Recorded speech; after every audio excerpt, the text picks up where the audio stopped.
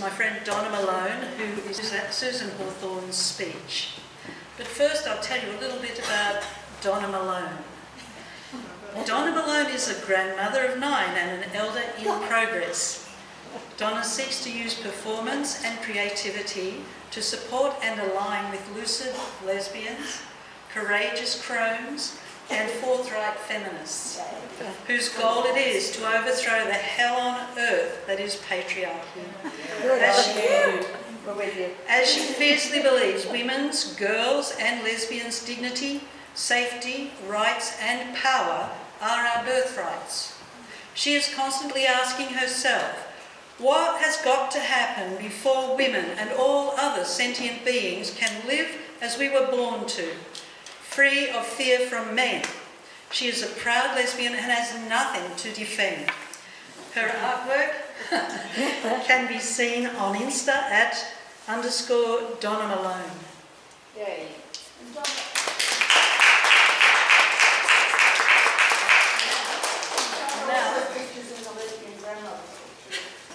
Oh yes, Lesbian Grandmother's book, Donna features. Okay, Susan Hawthorne's bio since 1976. Susan Hawthorne has written more than 60 articles that include the word lesbian in the title, and books such as In Defence of Separatism, 1976 to 2019, and Vortex, The Crisis of Patriarchy, 2020. Her novels include Dark Matters, 2017, I think you say Lyman, 2013, and The Falling Woman, 1992 to 2004. She has written a lesbian-centric poetry collection. She has written collections, including The Butterfly Effect, 2005, Cow, 2011, Looper and Lamb, 2014, and The Sacking of the Muses, 2019, and is the editor of 3 anthologies of lesbian writing. In 2012, her book Cow was a finalist for the Audre Lorde Lesbian Poetry Prize. And now we have the title is Lesbians, the Experience of Colonisation, Violence and Erasure. Thank you.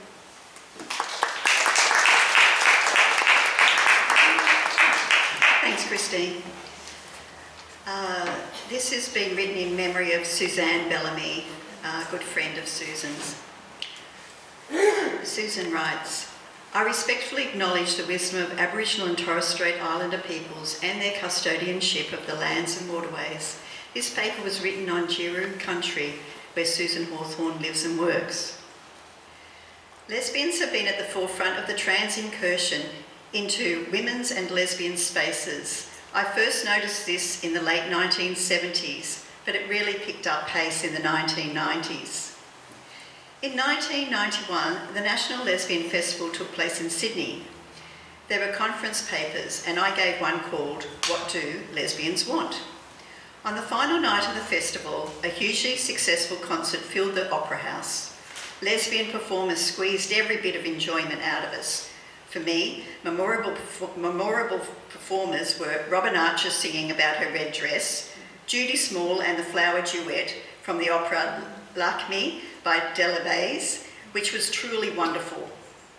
I think the success of the festival and the concert meant that we believed we could do anything, but we were going too far. Within several years, the Sydney Lesbian Space Project, the Lesbian Festival in Melbourne, Sappho's Party in Adelaide, and the Brisbane Lesbian Festival had all been undermined by trans activists.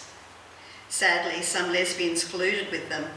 In Vortex, The Crisis of Patriarchy, published in 2020, I write, in December 1992, the Sydney Lesbian Space Project was launched with the aim of raising $250,000 to purchase a building in Sydney's inner west. It did not come to fruition, even though sufficient funds had been raised to purchase a building, because some of the lesbians on the organising committee wanted the Lesbian Space Project to be trans-inclusive. It split the fundraisers, and the community and the building had to be sold and funds returned. Elsewhere, in Adelaide, a group called Sappho's Party set up so that lesbians could meet privately. It was shut down because membership was for lesbians born female only. Red Gold, 2007. In Melbourne, where I lived at the time, the WOMAN Women Network, a transgender lobby group, threatened the existence of the Lesbian Festival and its ability to employ women-born women. In 2000, when I was a member of Melbourne's Women's Circus, a man calling himself a trans woman wrote to ask if he could join. This divided the circus irretrievably. In an open letter to the circus in April 2000, I wrote, "In the letter the Women's Circus received, we were told that he attended the show Lilith and was profoundly moved by it. What if I were to go to a show produced and performed by Koori people? What if I were profoundly moved by this? So much so that I decided to make use of a new drug which would make my skin a darker shade. How dark? And perhaps with some genetic inoculation, I even look like a Koori. Would you be convinced that this is sufficient to allow me entry to the Koori theatre group, whose show I had just seen? Would you not ask, what about culture?" That was unpublished. The problem that the Women's Circus encountered was one of a clash of rights. The transgender lobby has weaponised both rights language and women's propensity to kindness. Rights are fought for by the oppressed. One can talk about the rights of poor people, but it's a nonsense to fight for the rights of capitalists. Men's rights groups have never considered the impact of their so-called struggles on women and children, against whom they claim their rights. Trans rights follow the same pattern. Indeed, the transgender lobby is funded by capitalist men, many of whom are billionaires. They do not need more rights in Australia because trans people have the same rights as everybody else, but they want more.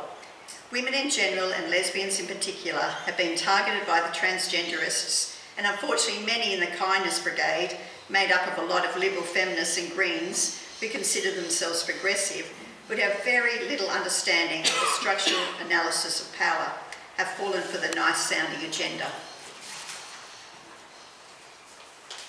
The transgenderist political project is one of colonisation. When you look at the way in which they operate, the practices in which they engage are identical to other kinds of colonisation. They invade and take over lesbian spaces. They insist that their language of pronouns of so-called inclusive language, chest feeding, front hole, girl stick, etc., are enforced, and anyone who resists is called a bigot. They divide generations, sometimes resulting in the loss of children and loss of family, friendships and community connections. Lesbians who are critical are threatened with violence, punished and beaten up. Lesbians are dispossessed of organisations they have set up, e.g. dyke marches become pride marches, and exclude lesbians, resulting in a feeling of homelessness in formerly friendly organisations.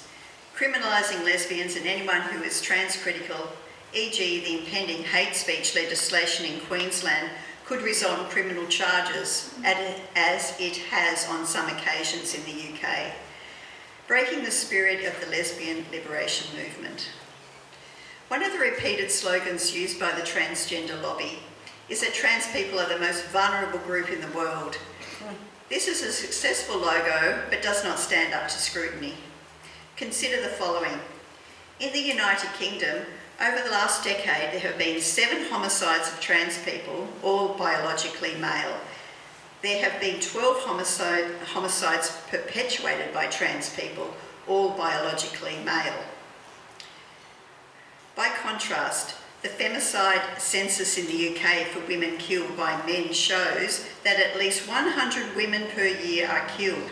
139 in 2017, 149 in 2018, and that means that in a decade approximately 1,000 women were killed. In 2018, a UN report showed that around the world 50,000 women were killed every year globally by intimate partners and family members. When you tally up 50,000 women killed per year over a decade, that comes to 500,000 women killed. The statistics on the rape, torture and murder of lesbians are difficult to find. Erasure of lesbian sexuality mixed with shame and real fears is part of the reason for this. In my book, Vortex, A Crisis of Patriarchy, published in 2020, I devoted an entire chapter to this subject. The evidence of lesbians whose stories have been told are devastating.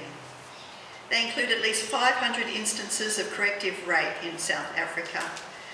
Corrective rape is rape carried out in order to make a lesbian heterosexual. It's an absurd idea, but there are enough stories from many countries if you begin to look.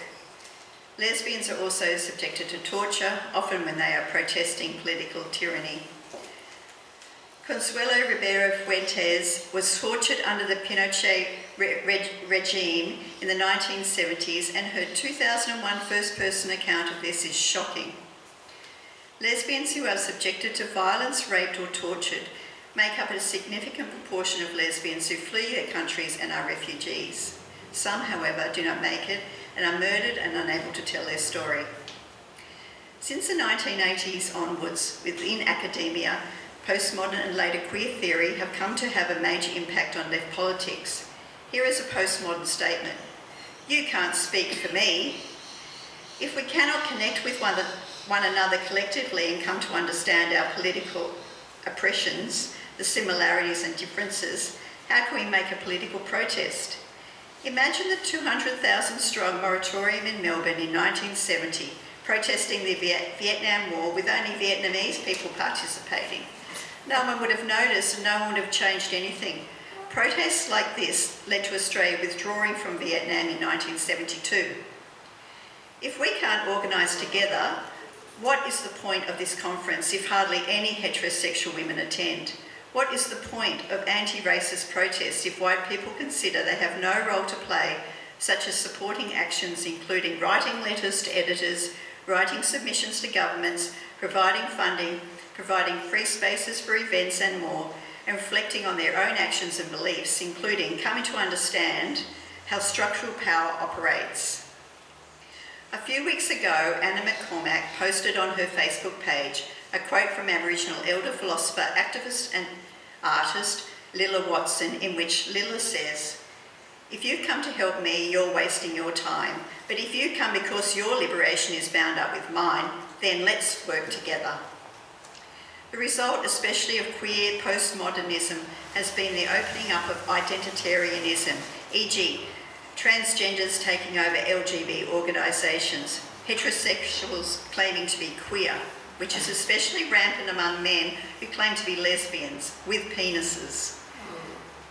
Through these theoretical sleights of hand, lesbian culture has undergone a process of depoliticisation, and the use of queer and postmodern language has exasperated this. In the last decade, that process has sped up with TQ+ language taking over the liberatory speech that lesbians have used since the 1970s. This has not only made it difficult to organise politically, but all the attention, the money, the media have turned towards the trans agenda. The ignorance around lesbians is huge, while every second person wants to support the very low number of trans individuals. Politically, the focus has moved from collective action to individualised poor me news stories. I mentioned earlier the kinds of violence perpetuated against lesbians. The campaigns to make it possible for lesbian refugees to escape intolerable situations gets no media, no funding, and lesbians are left high and dry and politically isolated. This is the case in Kakuma refugee camp in Kenya. In Iran, activists refused to campaign for lesbians because lesbians brought shame. Even using the word lesbian creates what Indian writer Maya Sharma called a discourse of catastrophe. There's no money, no political energy to campaign for the survival of lesbians. In the meantime, billionaire and governmental funded misogynist campaigns promote the trans worldview. One international organisation, Australia, which used to focus on lesbians, has been captured by the trans lobby, no doubt because money was on offer. In Australia, the organisations that control the messaging in Australia are ACON, which is the AIDS Council of New South Wales, and Our Way, Australian Workplace Equality Index. I especially recommend that you visit the Australian Workplace Equality Index. And there's the website is www.pid/awei.com.au and click on their sponsors link. Equally interesting is the 2022 Inclusion Awards list. Among the sponsors and awardees are multinational companies, banks, government departments, large media outlets, insurance companies, universities and more. It is a staggering list to read through and helps you understand what we, the unfunded lesbians, are up against. What can you do to get lesbians up the list? Will you inform yourself? Are you in a position to act? Yes.